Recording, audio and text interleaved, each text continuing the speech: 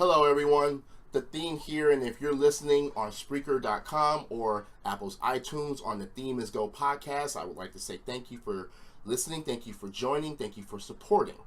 If you're here on YouTube, once again, thank you for watching and thank you for supporting. And this is going to be my predictions / rants, if there are any, for WWE Backlash 2018. Let's get this shit started.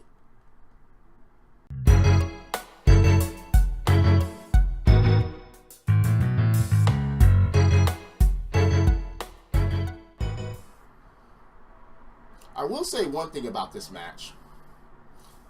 There will be some high flying by Jeff Hardy, and there may be a surprise RKO out of somewhere to give Randy Orton back the United States Championship. I do believe that's why they kept it on SmackDown, but at the same time, where does Jeff Hardy go after that? Because usually there will be absolutely nothing for Jeff Hardy if he loses his championship. This was a tough one.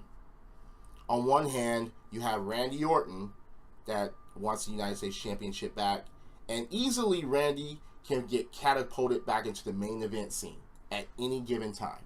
Jeff Hardy, he can do the same, but not as much as Randy Orton can. So I'm going to go with Jeff Hardy retaining somehow. If that happens, fine. I will have no objections. Just don't do a screwy finish.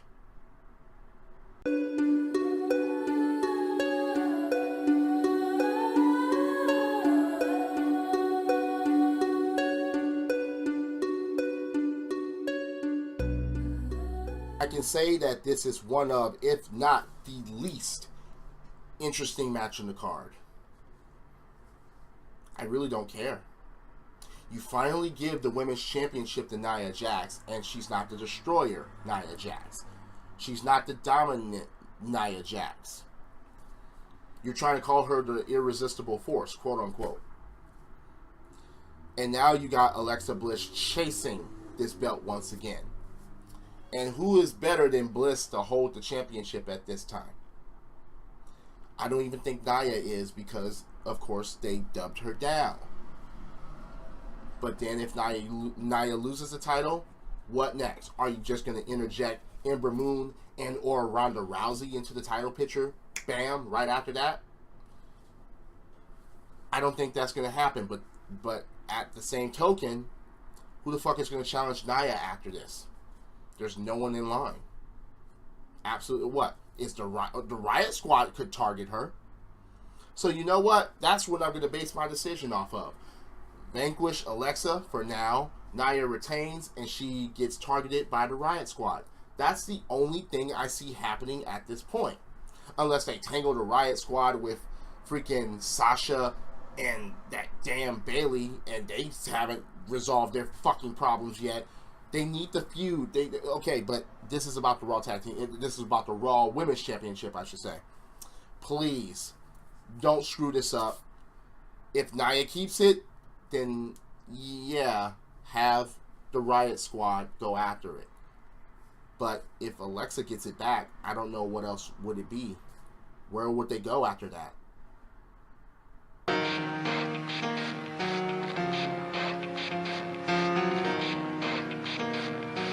Let me ask you all a simple question. After what happened on Monday Night Raw, after that great match between Seth Rollins and Finn Balor, would you dare give this championship back to The Miz?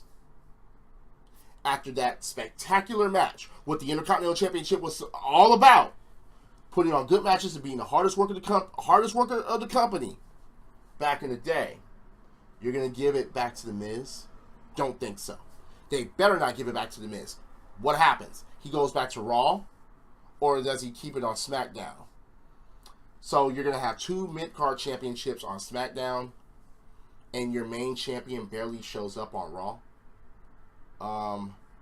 That would make no sense to me. Even if every pay-per-view is co-branded, that would make no sense to me. So I'm going with Seth Rollins here. Don't have the Miz Taraj come out and try to interfere, or if they do, have it be reversed. Have them hit the Miz by mistake and Rollins have a roll-up or something else of the matter. But as far as I'm concerned, they should keep this championship on Raw, because there's no switcheroo here. There's not going to be any United States Championship in jeopardy to go to Raw. So having that been said, I will go with Seth Rollins here.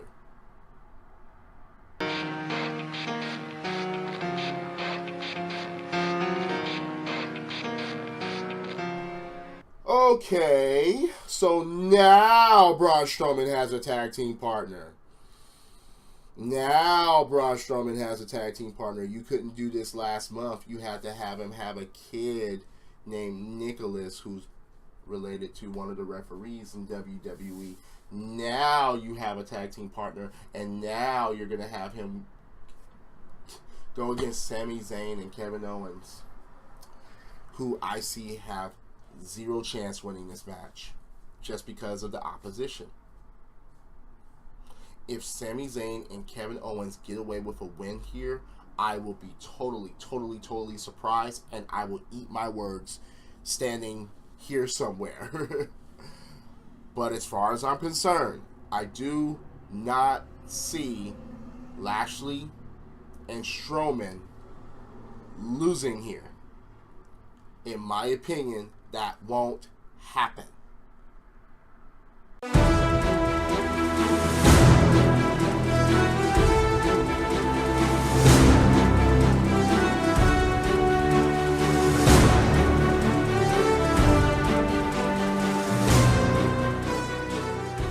Ladies and gentlemen, this is one of the most fucked up matches on the card, and here's why.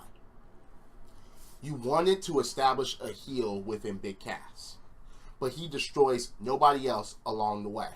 He comes back, and they immediately throw him against Daniel Bryan. That's where the fuck up is. They should have had him build up to Daniel Bryan, not immediately just throw him to Daniel Bryan, who is just now coming back. If Daniel Bryan loses, then where would they go? Big Cass beats Daniel Bryan? I don't want to see that on any given day. What does Big Cass do after that? Go for the United States Championship? I don't know. So Big Cass has a problem with little short people that he claims that he used to be like. Daniel Bryan is just doing this because he loves to do it, and he wants to get back in the swing of things to get back to the promised land, championships in the WWE. And you put these two against each other without establishing Big Cass first as a threat, as a heel, not just as a big guy that just hates small guys. That doesn't get anywhere with us, because it's like you haven't done shit to convince us. If you're going to build up a good heel, a threat of a heel, once again, you have to do it gradually. Not just bam, right there, Daniel Bryan, and the loser. How long is this feud going to last? A couple of pay-per-views? Are they going to get one win each? Is Big Cass going to tap? Or is he going to get that big knee to his face and get beat? I don't know. But I am going to go with Daniel Bryan in this match. He's returning, and they just didn't establish Big Cass like they should have. So, but this is WWE here, and WWE has hard-ons for the big guys over the little guys. But I'm still going to go with Daniel Bryan.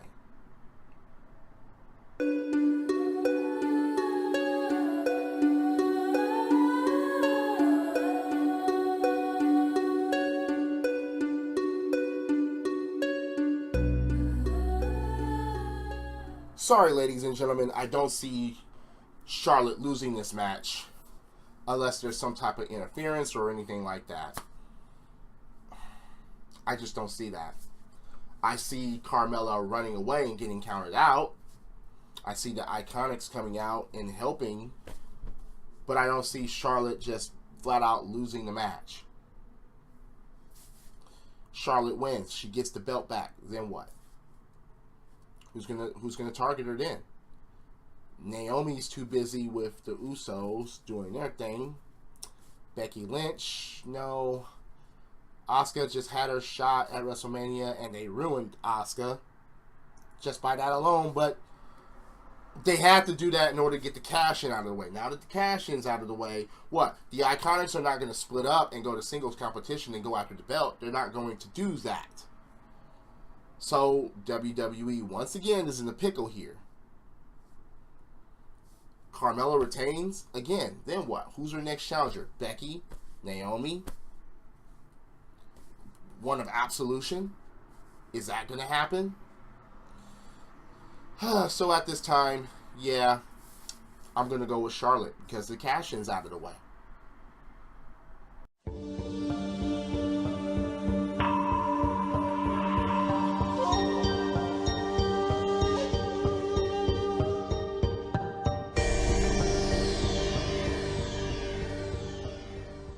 So AJ Styles versus Shinsuke Nakamura for yet again, a third time, for the WWE Championship, and this one is a no disqualification, and this is where my rant begins. Again, this should be another return match with Nakamura already as champion, but they fucked that up. Now, you have Nakamura, AJ Styles, no DQ, nut shots are legal, AJ wear a cup. That's what my prediction is anyway. Is AJ going to break the rules? Is the referee going to get knocked out? Is someone else going to come out and distract or knock him out or whatever? Is it going to be Big Cass that comes out after he's done with Daniel Bryan and attacks AJ Styles? Or is it going to be Samoa Joe? Or is there going to be any type of interference at all? Is it going to be a classic beatdown, a classic match, or anything like that? I predicted Nakamura at WrestleMania. I predicted him at the world's quote-unquote greatest Royal Rumble because I am a Nakamura fan. And I think that Nakamura needs his chance as WWE Champion. I don't think that they're going to do it because I think that they want a TNA main event in WWE. AJ Styles and Samoa Joe. Well, what do you know? Daniel Bryan versus Styles for the belt. Or how about this? Nakamura wins the WWE Championship and Daniel Bryan challenges for it. Daniel Bryan versus Nakamura. Another dream match that takes place. Who knows? Yes, this is the fanboy in me. At least I'm willing to admit it. So I will go with Shinsuke Nakamura once again. I don't know if the nut shot is going to determine the win because it didn't at the World Greatest Royal Rumble. Because he did hit the nut shot, he did roll up AJ Styles to no avail. But I do think that Nakamura this time is going to pull it off. Now, if Nakamura doesn't, then that's pretty much it for him in the world title scene. I don't see him getting back there, period. No matter what WWE does after that, I don't see Nakamura ever getting back to the world championship title picture. And that will be disrespectful as far as I'm concerned. So you have guys like Jinder Mahal and The Miz reach that promised land and not someone as skilled as Shinsuke Nakamura. That would make no sense to me. So please, WWE, do the right thing here and award and have him earn it. Have Shinsuke Nakamura earn the WWE Championship because at least he's a major threat. At least he can put on good matches. He has the moves, and now he's a heel, which you desperately need heels that we can take seriously, especially on SmackDown Live. We have Joe. They're trying to establish Cass, but have Nakamura take that flight. What? Is it going to be Rusev Day that's going to take on AJ Styles? Rusev's not even a damn he's not even in this pay-per-view, so please. Again, Shinsuke Nakamura, WWE Champion, is my prediction.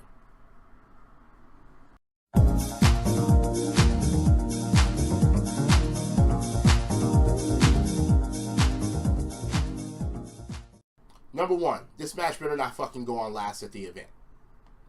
Number two, the only thing that the only way that this actually means something is either Brock Lesnar's next challenger will be Roman Reigns, because they're both on fucking separate shows. What's the point? Samoa Joe got shifted to SmackDown Live. Is he going to be challenging Brock at the next pay-per-view or at SummerSlam or anything like that? No, Joe said that he's, after this, Nakamura or Styles is the target because he's going after the WWE Championship. But since Roman Reigns has never really beat Samoa Joe, I think they're going to have him do it this time because it's freaking Roman Reigns. I would love to see Joe win, but I don't see it happening. I really don't. And I'm going to just keep it at that. Not even going to go into any details because there isn't any when it comes to Roman Reigns.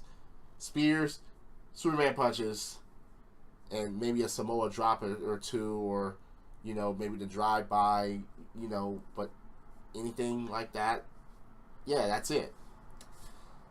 Anyway, do you agree or disagree with my predictions? I'm always open for debate about wrestling, so I would like to know what your predictions are of who's going to win and why. I even laid my fanboy instincts out there because I'm not ashamed to do so. So please, if you're listening on Spreaker or on Apple's iTunes, thank you once again for your support. If you're on YouTube, please leave a comment below and let me know who you think is going to win or lose and why. Hit that like button, hit subscribe. I'm always open for a debate about wrestling. Drop kicks, body slams, throwing motherfuckers over the top rope, both feet hitting the floor. Yes, I'm a wrestling fan. This is the theme. And the theme is go. Credits.